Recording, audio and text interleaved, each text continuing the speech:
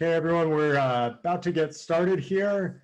We want to kick this off, and we really appreciate everyone joining for the call today. We had almost, I think, 450 or 500 people that registered for this, so that's why we're starting a few minutes late to give everyone a chance to join. I think there's almost 300 people on right now at this point. My name is Greg. I'm the co-founder and CEO of Steno. We are excited to be sharing all this information with you today. On the call with me today, I have Dylan Ruga, if you could raise your hand. Dylan is my co-founder at Steno. He also happens to be a trial attorney and runs Stalwart Law Group here in Westwood, California. Dan Anderson, Dan, if you could raise your hand. Dan is our CTO here at Steno. We're building a lot of cool tech that I think many of you guys have experienced with our ability to book jobs and so forth in a way that you guys probably haven't seen historically. So we're excited to share that with you. Maggie Rold, if you could raise your hand. She leads our operations here at Steno. Many of you guys have probably met her and have interacted with her. And last but not least, we've got Sydney Gallardo. Sydney, if you could raise your hand. Sydney is one of the court reporters that we work with quite frequently. And she has offered to help us out with this mock deposition today so you guys could get a sense of how this is all supposed to work. So before I jump in, for those of you guys that have just joined, this is a a Zoom webinar, which is different than a Zoom meeting, meaning that all of you guys that are joining as attendees get different functionality than you would normally get in a Zoom meeting. So what that means is that you only have a few functions at the bottom of your screen, and only the 5 of us that you're seeing on the screen today, you will actually see and hear from on the call today. So you don't have to worry about turning off your mic or turning off your video or anything else. By default, it's off for everyone that's joined as a participant. First and foremost, before we kick this off, we really hope that everyone is okay. I know that everything that's going on with coronavirus is really crazy right now, with the governor shutting everything down and issuing a mandatory kind of work from home and so forth. We really hope that everyone's doing okay on this call. This is definitely trying times, and it's something that's new for all of us. And that's part of the reason why we're doing this today. We've had an outpouring of questions from the reporters that we work with, as well as from the attorneys relating to how they can do remote depositions. Everyone on both sides, including ourselves, wants to work. And I think we're all trying to figure out a way to make that happen. And I know this is incredibly stressful for all of us, just trying to figure out how to put all the pieces together here. And that's why we wanted to put on this webinar, was to show everyone how easy doing remote depositions can be, and how functional truly they can be as well if done right. Before we jump into the content, I do also want to mention we're gonna be filming and recording this webinar today. We have a number of resources that we already have on steno.zoom.us. If you go there, you can see a mock deposition that's far shorter than what we'll do today, but it doesn't have as much of the Q&A or as much of the content and Q&A that you'll be seeing today as well. We encourage all of you guys to take this content, whether it be our content or other content that you really like, and make sure to share it with the community. We truly believe that the more of this content that gets out there, the better it will be for all of us. That's court reporters, that's attorneys, and that is agencies alike. The more that people can know and understand that it is still possible to do remote depos and do them successfully, the better off we will all be. So we do not aim to be the only game in town here. If there are agency folks on as well, we encourage you guys, again, to share our content, do your own content, and repeat our content. We don't really care. We just want to make sure that, again, the message is getting out there.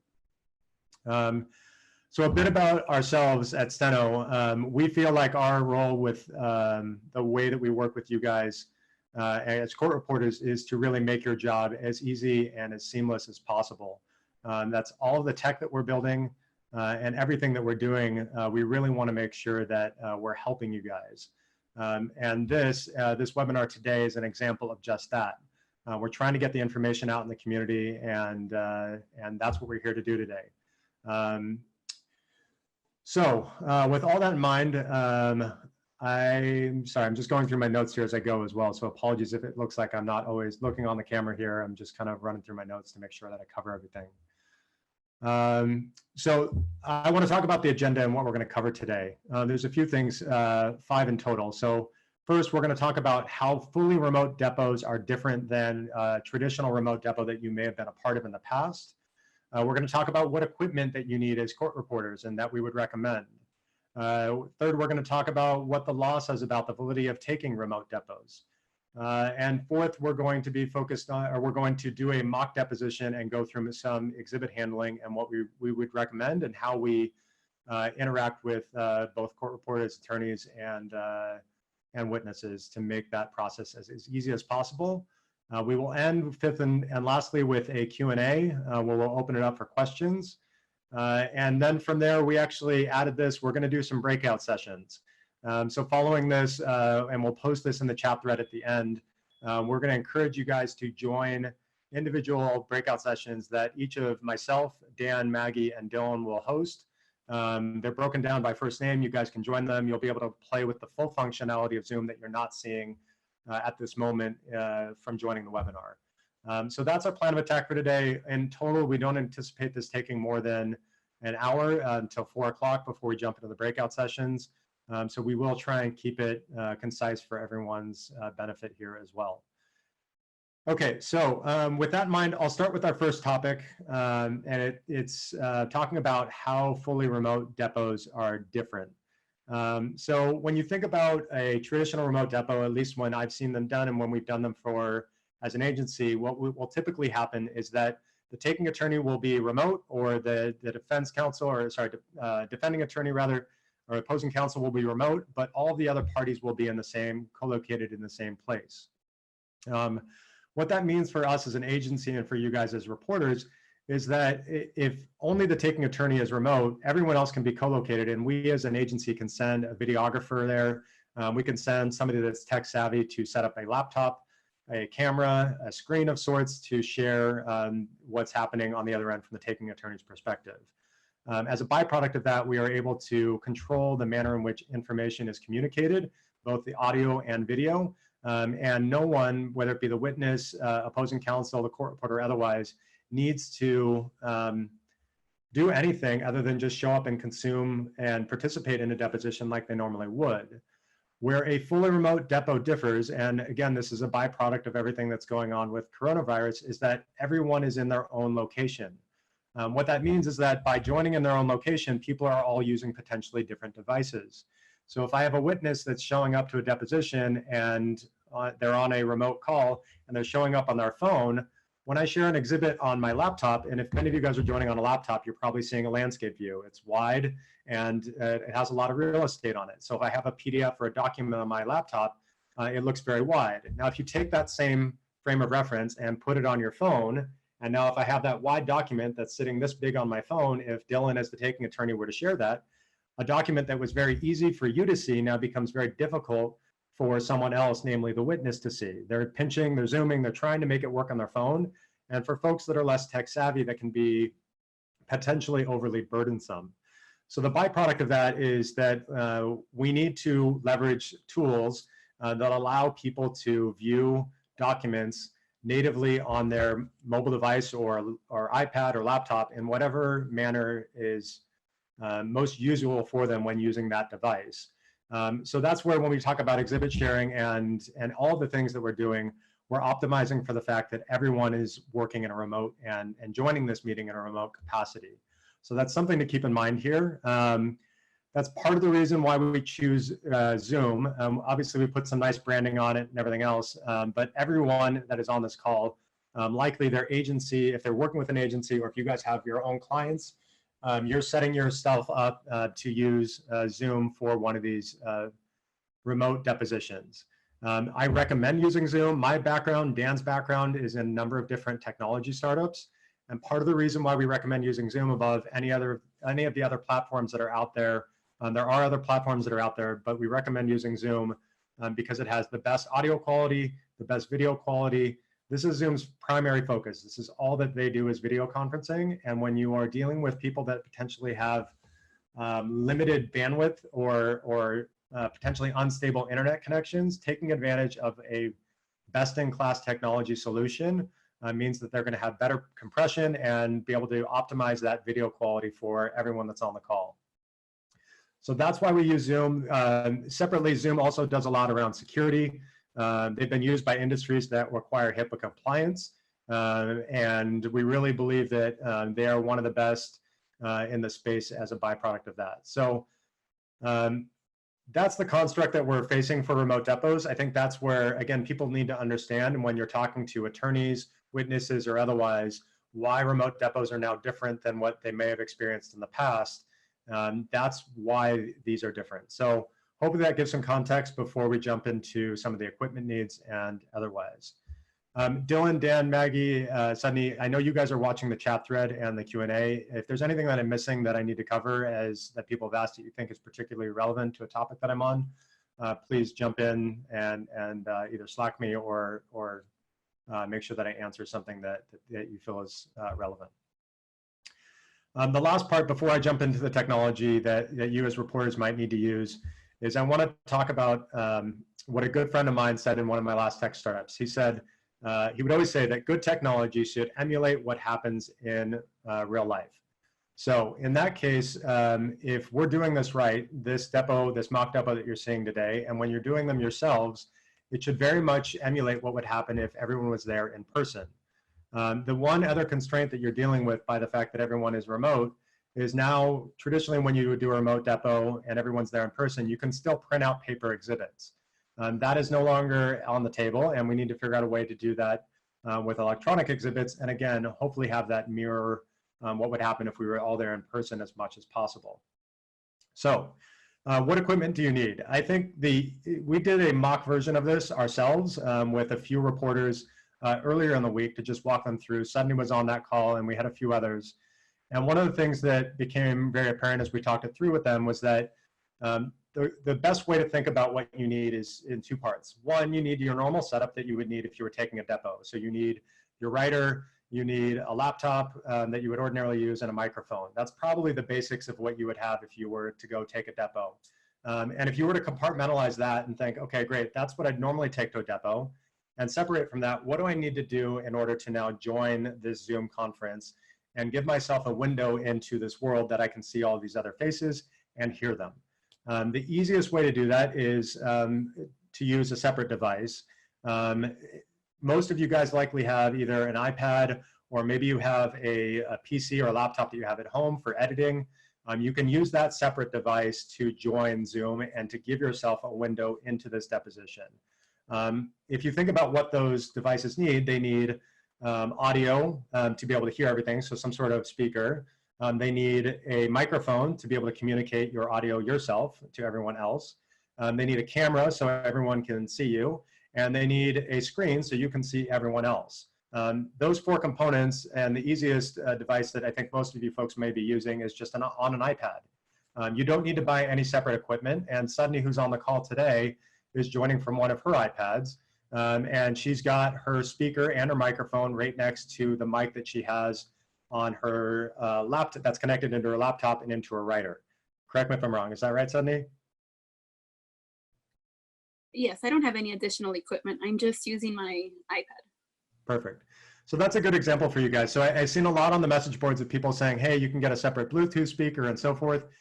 Look, if you can't hear people well enough on an iPad, yeah, then in that case, I would encourage you, maybe I need a louder way of consuming the audio that's coming in from the Zoom.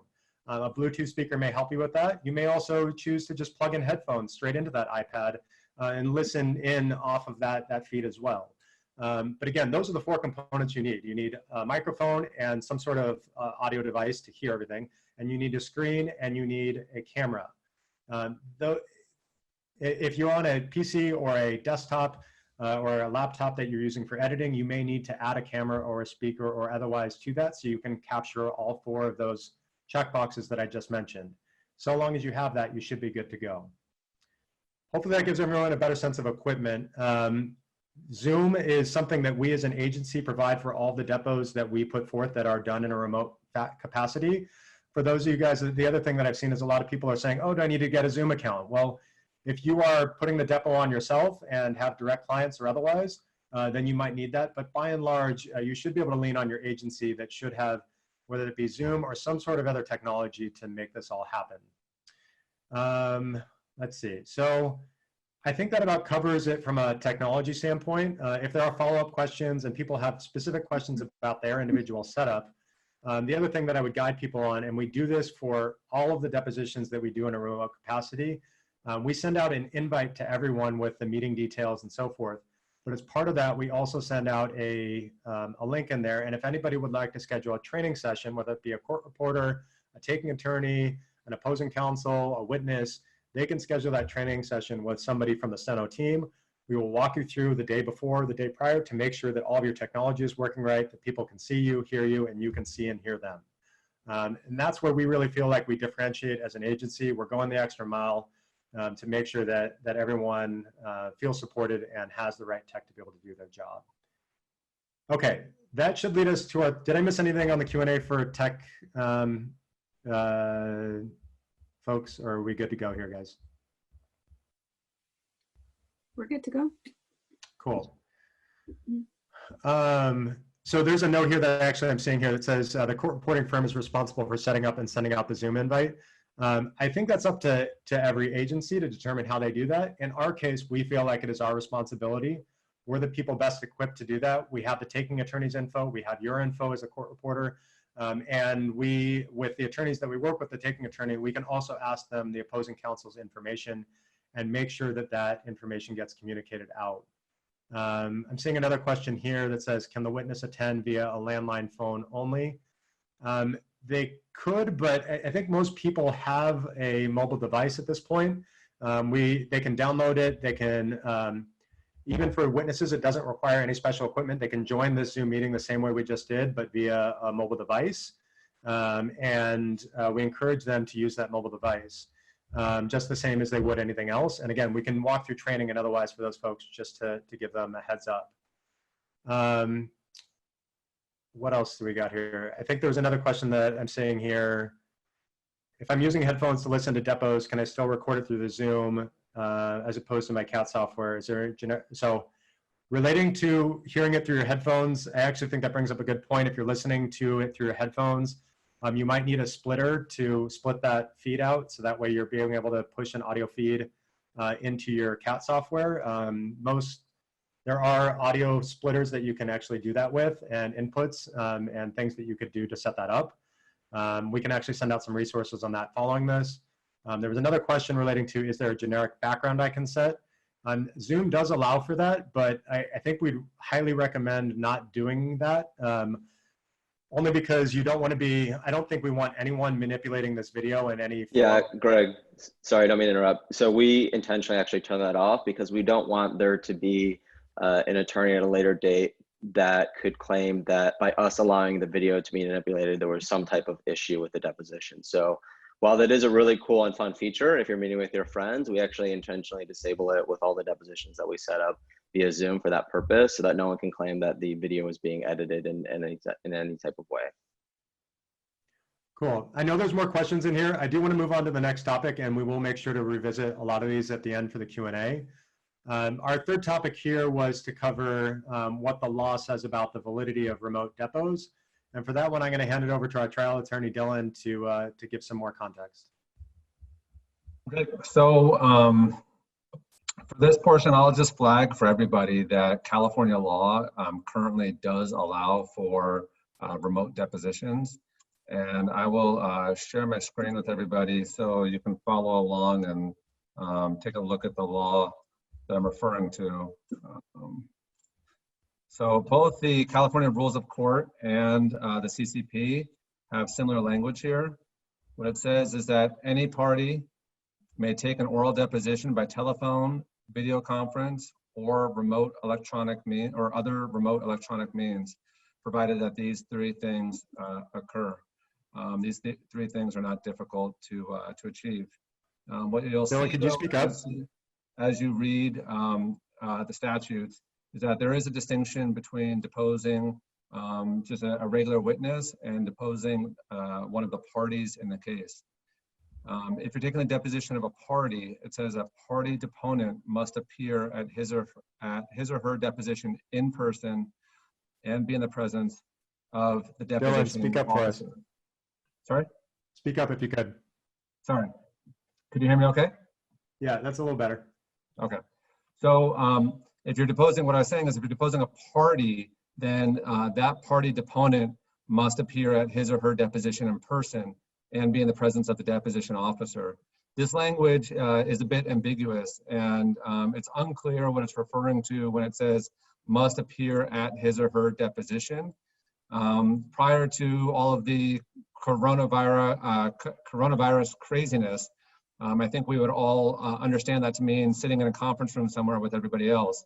But now that we're doing remote depositions and that's becoming the new normal, the deposition may be this Zoom conference deposition that we're having right now. And I am appearing in person in the presence of a deposition officer during this deposition. I'll just say for now that this language is a little bit ambiguous. There are lawyers out there in the community that are actively trying to get this to get legislation passed to clarify that all depositions can be taken remotely, regardless of whether it's of a party or not. Perfect. There's one other thing that we're also recommending. So I think by and large, you have to remember that the attorneys themselves ahead of this, and I think this is a big point to call out here. We want these depots to go forward, and so do you guys as court reporters. I think the attorneys themselves, we are encouraging them to communicate ahead of time to make sure there's alignment about the depot going forward in a remote capacity. So that way, by the time that everyone's on the call, it's already been agreed to that this is moving forward in a remote capacity. So that's really the goal, is to get alignment ahead of time. I think separate and apart from that, we're also encouraging reporters the reporters that we're working with to use the following read-on, which I'm going to have Sudney read to you guys all on the call right now, to ensure that both the counsels at the moment that the depot is about to start are also aligned. So Sudney, maybe you can give guidance on that. Sure. And this read-on is also posted in the remote Facebook group. Okay. Good afternoon. My name is Sudney Gallardo. I am a California certified stenographic reporter. My CSR number is 14023. Today's date is Friday, March 20th, and the time is approximately 3:25. This is a deposition of the person most qualified at Beverly and Associates in the matter of Smith versus Beverly and Associates. This case is venued in the Superior Court of the State of California for the County of Los Angeles. The case number is BC 12345. At this time, I will ask counsel to identify yourselves, state whom you represent, and agree on the record that there is no objection to this deposition officer administering a binding oath to the witness by Zoom. Let's start with the noticing attorney. Great. So I think that gives everyone an idea of kind of what we're talking about here. And I'm seeing this question in from Valerie. Can we have all parties stip to remote swearing in as it relates to 2020 Rule 3.1010? Dylan, can you give some context on that? Yeah, so that's the CRC statute that we were just looking at. And I think that the parties can do anything, right? So the parties stipulate to do remote swearing in, that's fine. And that's definitely the easiest way to solve it. I think if the parties are on the Zoom conference already, that they kind of implicitly acknowledge and agree that that can be done, but it never hurts to create a record. So maybe as part of the read-on that Sunny just did, we could add that the parties, that there's no objection to the remote swearing in process. Got it. So you guys, there's a few things here that are being called attention to. Somebody said she was reading on, not reporting it. I think we actually have it on the record, Sudney, is what we're guiding people to do, correct? Yes. Yeah, so that's the idea here. And then for the oath itself, we will definitely send that out. Sudney mentioned this, it's actually posted in the remote court reporting job board on Facebook. We'll also send it out to all the meeting attendees following this, so everyone can have that. I think that covers these guys. And then do the same rules apply to federal cases? Dylan, can you talk to that? Yeah, so the federal rules, depositions are covered by FRCP 30. And FRCP 30 actually is more clear and specifically allows depositions to be taken by remote means, so long as it's noticed properly. So as long as the attorney does their job and provides the requisite notice, then remote depots in federal court are fine. Perfect. Okay. Sorry, I'm just juggling a few screens here. Give me a second.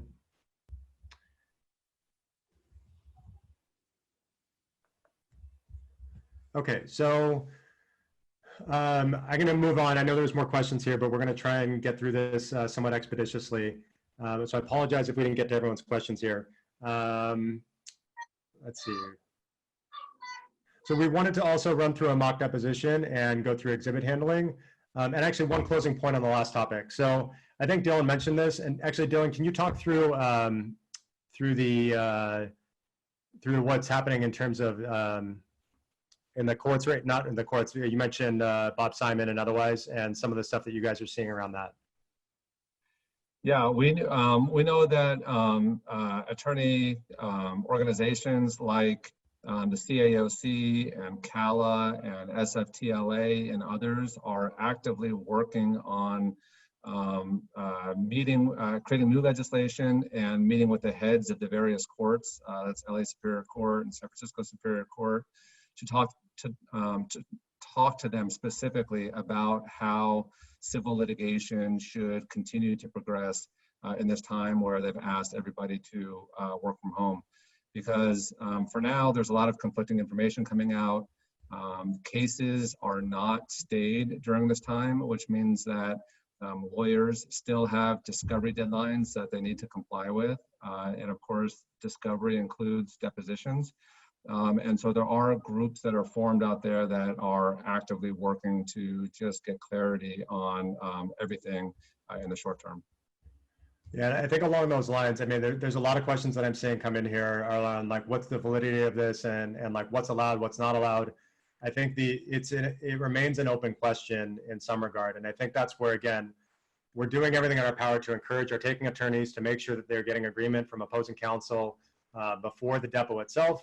And we're also encouraging reporters to give that guidance that Sudney did earlier, just to make sure that all parties are agreeing on the record. So by doing both of those, hopefully we're mitigating as much risk for all parties involved as possible. And I think that's our current plan of attack as it stands today.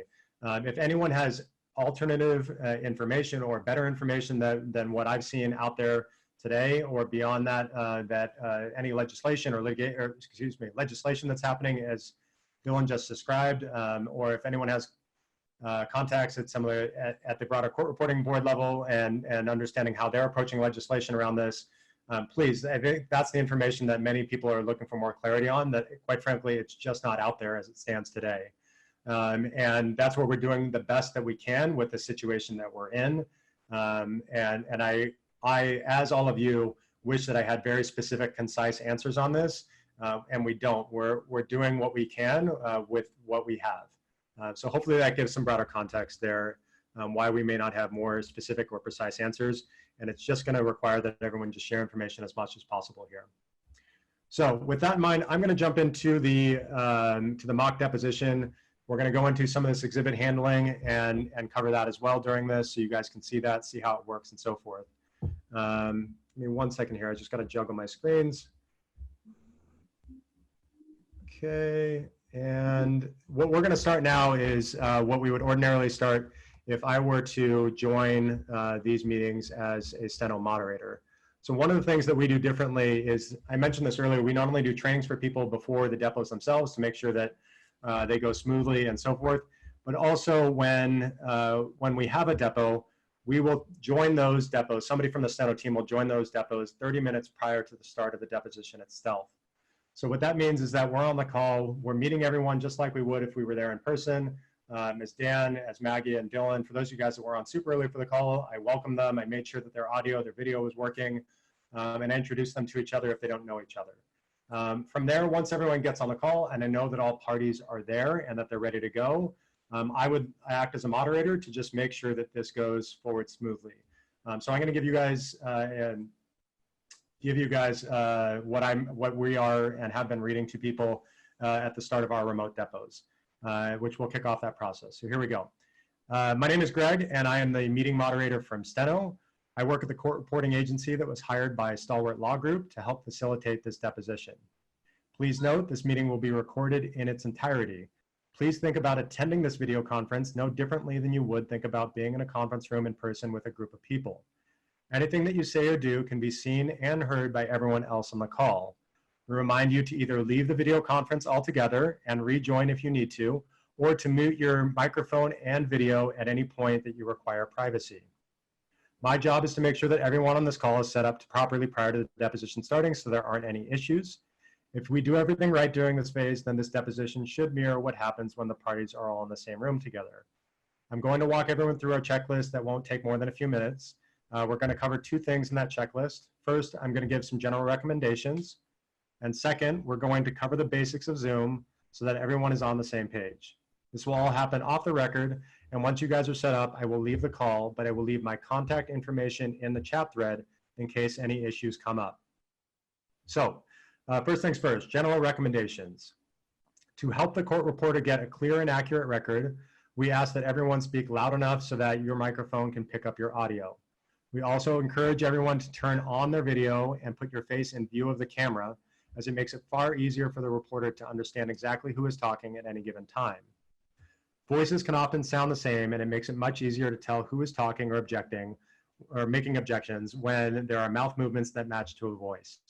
If your video isn't on yet, don't worry about that. We'll walk through it, through how to do that in a second. Please keep in mind, because this is a video call that is dependent on audio, there may be cases when the reporter has to ask for further clarification more often than normal. They may also ask to go off the record if they can't hear you to correct any audio issues before they proceed. If you know in advance that your internet connection is not ideal, we encourage you to join via your phone right now for audio. If you're not sure if you have a bad Wi-Fi connection, you can go to speedtest.net, and one of the panelists could put that in the chat thread. We encourage you to go to speedtest.net on an internet browser, and if your speed is less than 1.5 megabits per second for either upload or download, then again, we recommend calling in via the phone numbers that were on the meeting invite. Separately, if at any point during the deposition anyone has audio issues, you can always join via the phone call later on too. Just use the phone call details in the invite. We hesitate from giving a blanket recommendation from joining via phone or joining via video, because in many cases, if deponents or otherwise are joining from a low cell service area or otherwise, and they have a Wi-Fi connection, their internet connection and audio may be far clearer depending on what their individual situation is. So that's, again, we're doing speed tests. We'll give you better guidance as to what may work best for you. But again, that's where the 30 minutes prior to the depo starting, we can always do that guess and check from a Steno team member to make sure that everyone is up and running correctly. Okay, the second thing, I'm gonna make sure that we share some screenshots now to make sure that everyone can see what I'm talking about. Before I get started, can everyone see the purple screen that I'm about to share? Give me 1 second. And you should see this. Now you should see a how to use Zoom slide. So we have all of our team members armed with this. So that way when they walk everyone through how to use Zoom, you remember there are many people that may be joining for the first time when they join this call. We give guidance for what you might see on your laptop. If you're on your laptop, you can click on the Start Video button. If you're on a mobile device, you would also click on Start Video at the bottom. Once you click on Start Video there, it should bring up everyone's face on the screen. Separately, once you start your video, you may want to view everything in gallery view.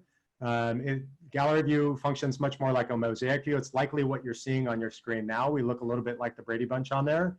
And if you click on gallery view in the top right of your laptop or your PC, or if you swipe to the left on your mobile device, you should get a screen that looks like this. Again, that's that more mosaic view as opposed to what you were seeing earlier with that speaker view. Again, by default, when you're on a webinar, I think you guys get the gallery view by default. But again, if you're joining via a regular Zoom meeting, it's good guidance to remember to tell people to push to gallery view.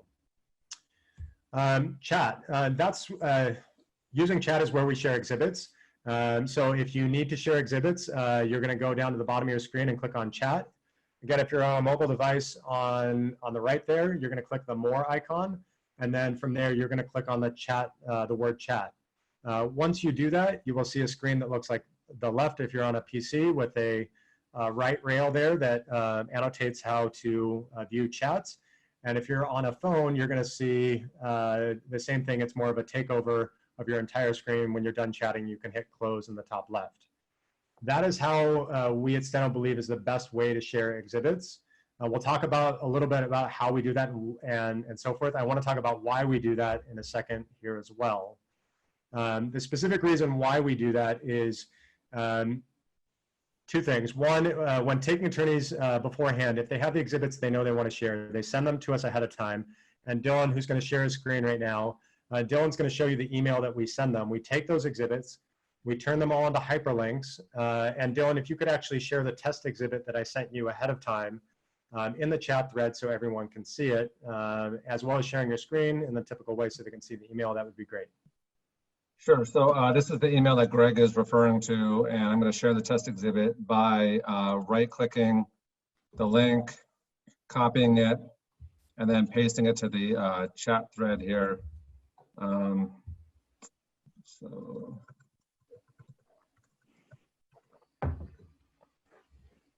Everybody should now be able to see that, that test exhibit.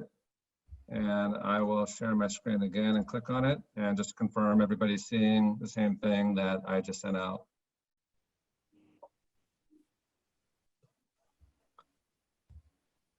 Does everybody see that? Yes. Yep. So that's one of the other tests that we will do as an agency before we actually let people go forward. I want to make sure that the taking attorney is able to not only share exhibits, that they have the email with all the exhibits ahead of time, and separately that they're able to screen share appropriately so that way they can confirm that what everyone else is seeing in the chat thread is what they are in fact seeing themselves. Again, the reason why we share these exhibits on a chat thread, if you're on a mobile device and I click on that link, I can click on that link and I can scroll through the PDF. I can view that exhibit just like I would in normal if it was handed to me as a paper exhibit. Again, this is a far better experience than if Dylan's sharing the screen and then the witness then needs to say, can you go to page 5 for me? And Dylan is now directing traffic as the taking attorney and dealing with the technology as opposed to interacting in the same way that you would if you were all in person. Great, and I will show you guys separately how we upload exhibits to Box at the end of this mock depo, but I want to just get through the mock depo first. So last thing, does everyone feel comfortable with the Zoom meeting, and can they do everything they need, or do they have everything they need in order to get started? Can I get a clear and audible yes from everyone on the call, one at a time, just like you're in the emergency exit row on an airline? Dylan? Yes. Maggie? One more time with your audio on. Yep. Yes. Dan? Yes. Sudney? Yes. Perfect. Okay, so this is the same way that you're going to need to speak on the Zoom conference today. The court reporter, she can only take one of you down on the record at a time, but because of the fact this is a Zoom video conference, it can be a little bit more difficult. So please, to make sure that they get a clear and accurate record, please go one at a time and ensure that you're all taking turns. Dylan, Sudney, I'll hand it over to you guys. Great, thanks. My name is Dylan Ruga. I'll be representing the plaintiff in this deposition here today. Maggie Rold will be the witness, and Dan Anderson will be representing Ms. Rold. I'd ask the Madam Court Reporter to swear in the witness. And this is after my read on. Please raise your right hand. Do you solemnly swear that the testimony you are about to give in the cause now pending shall be the truth, the whole truth, nothing but the truth? Thank you. Ms. Rold, I didn't hear that. Is your mic turned up? Yes. Can you hear me now? I could hear you now. Okay, could you hear me okay? Yes. Great. So I'm going to skip the normal admonitions that we would go through at the beginning of a deposition and jump right into the exhibits. I'm going to mark for the record Exhibit 1, which I will show to you now. And because I'm showing everyone what I'm doing, I'm sharing my screen. I'm going back to the email that Steno had sent me ahead of time with these hyperlinks. I'm going to choose to show the witness this document first by right-clicking on it, sharing it in the chat thread. Ms. Rold, do you see, did you get a hyperlink for Exhibit 1, which I just posted in the chat threads? Yes. Okay, and I'm going to share that on my screen and ask that you confirm that it's the same as what I'm looking at here.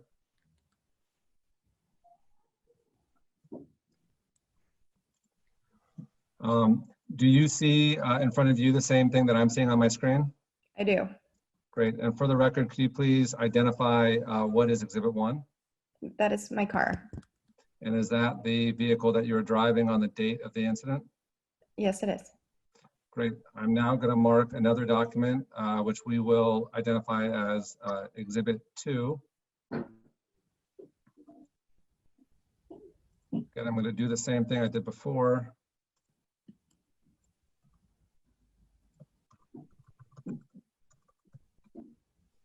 I have pasted into the chat feature Exhibit 2. Did you get that hyperlink? I did. Okay, and once again, I'm going to show you on my screen what Exhibit 2 should be, just to make sure that you are looking at the same thing.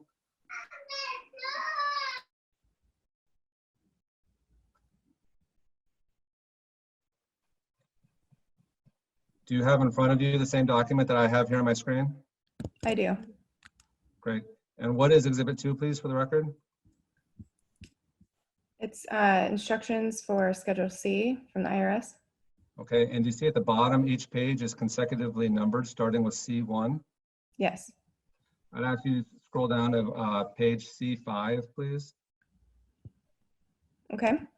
And do you see down towards the bottom in the middle column, there's a section that says Part 1 Income? Let me know when you're there. I do. And did you read that section prior to signing your tax returns last year? Yes, I did. Great. I have no further questions.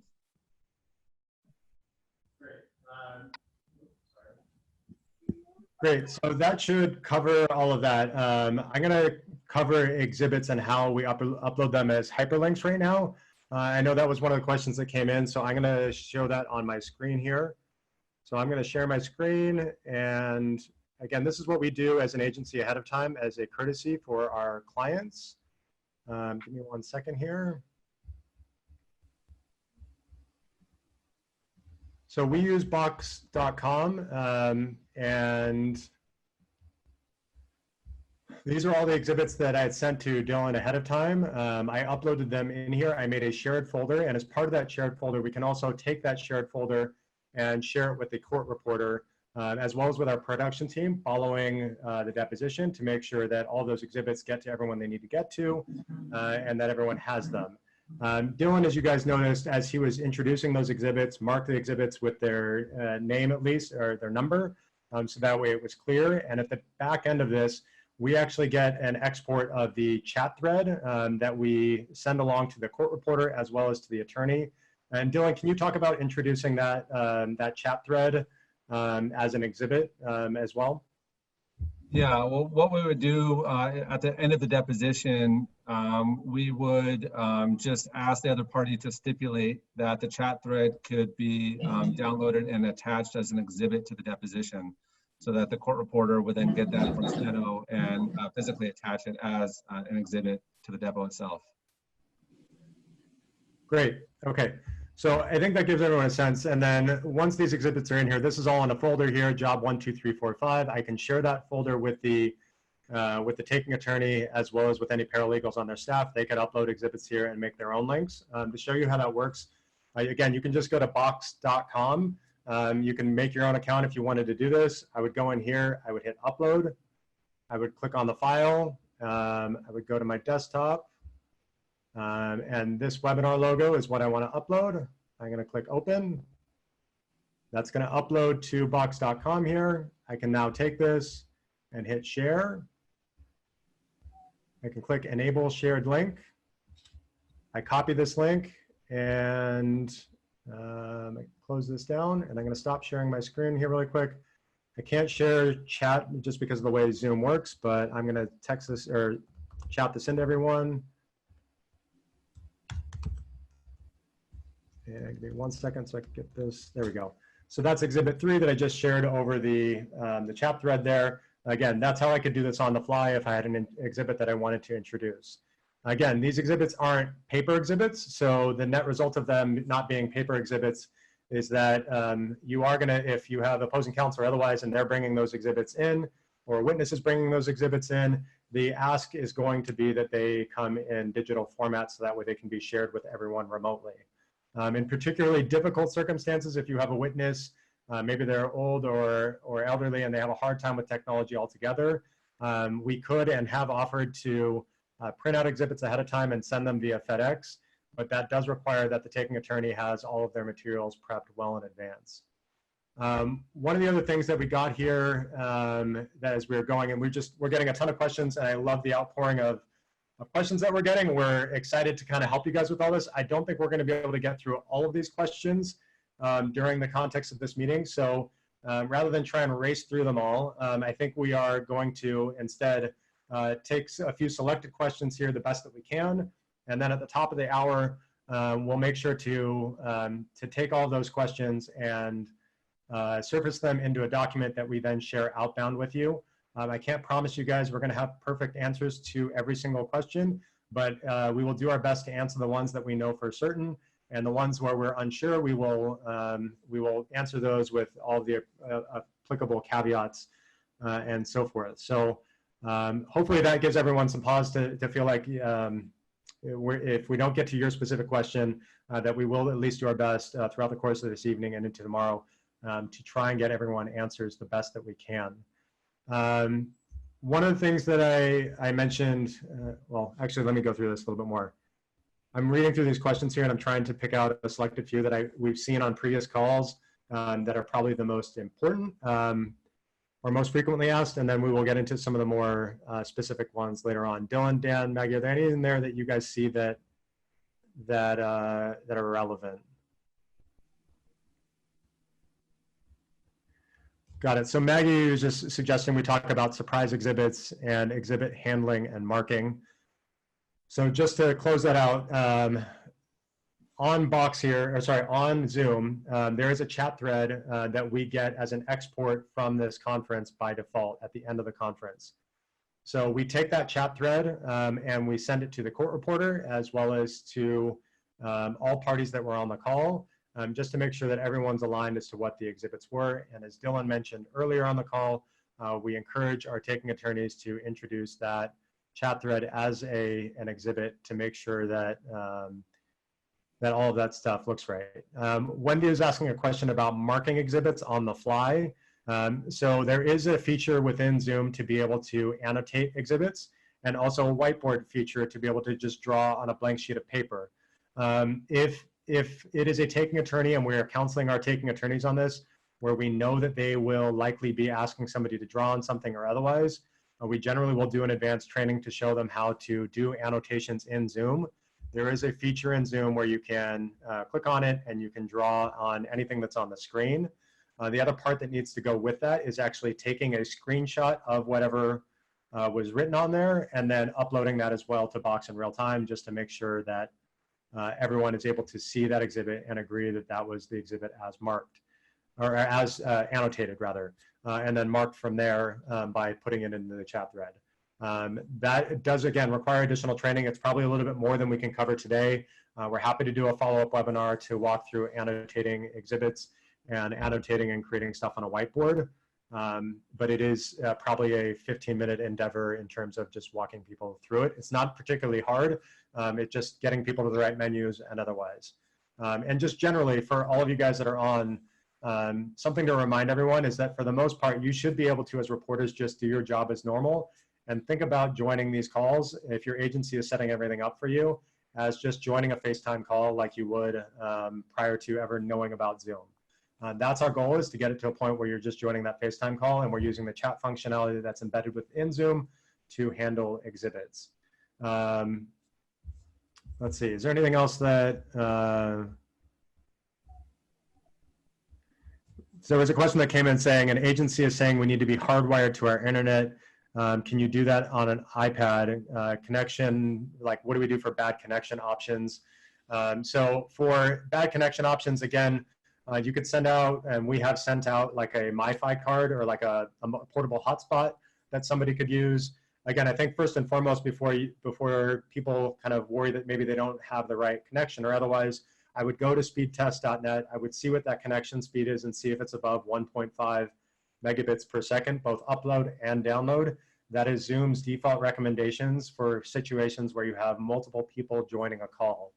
That is their minimum recommendation. So again, it should require testing, and I do recommend that people do just that before they do this, and kind of go from there.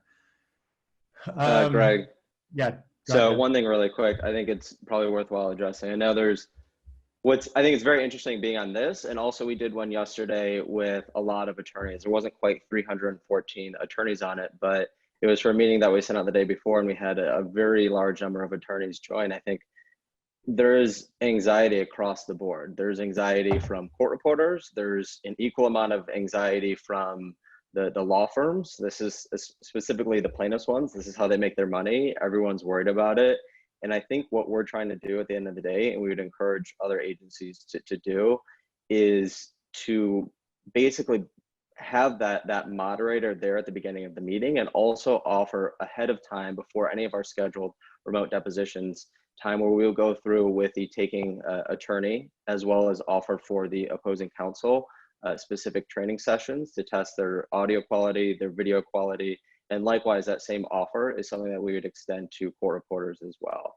So I just want to acknowledge there's just a lot of anxiety from a lot of different parties right now. And I imagine other court reporting agencies have a similar amount of anxiety. And so I think the best way we get through that is just to do what we're doing right now and trying to educate people as much as possible.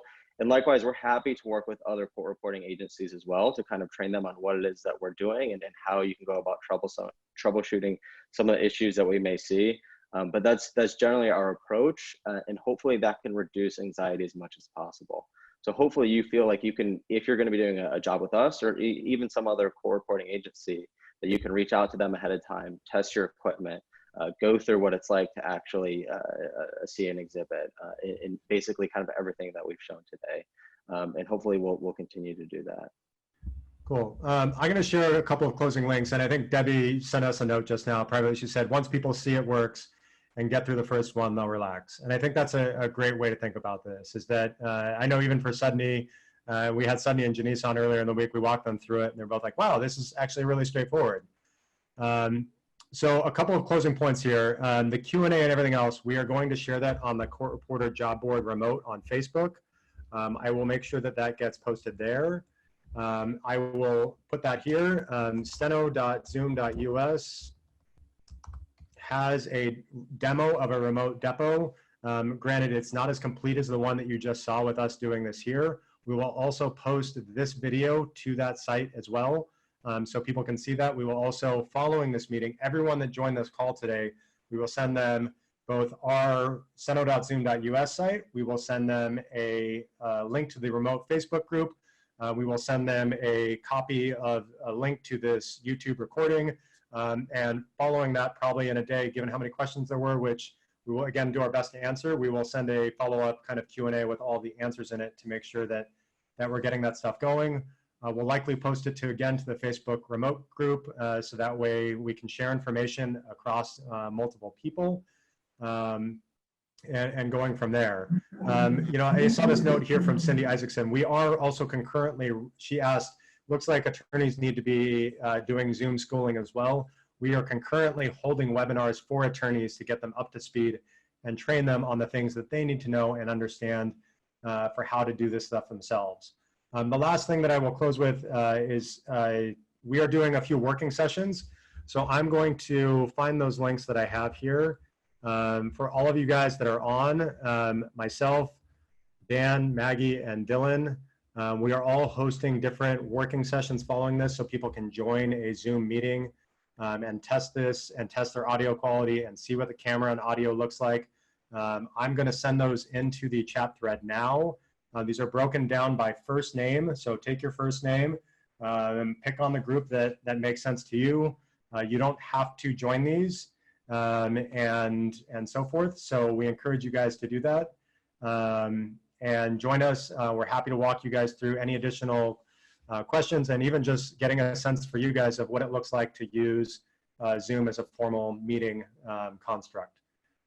Thank you guys all so much for taking the time to meet with us today. We really, really appreciate it. We hope that this was helpful for you guys. We really want this to help the community. And to Dan's point, we hope this relieves as much anxiety as possible, given everything that's going on. Last but not least, I apologize if I talk quickly here. There was just a lot to get through. So that's why we'll have the video live for you guys so you guys can check it out. I'm going to stay on this call for just 2 minutes. So for those of you guys that are in the last group, letters Q through Z, I will be joining probably 5 minutes after this call to give everyone a chance to get these links. You can't run 2 Zoom meetings at the same time. So before I close this meeting, I want to make sure everyone joins. Dan, Dylan, Maggie, if you guys can leave this meeting now and go join the other meetings, that would be great to be there for those people. For those of you guys that have first names Q through Z, again, I will be there momentarily.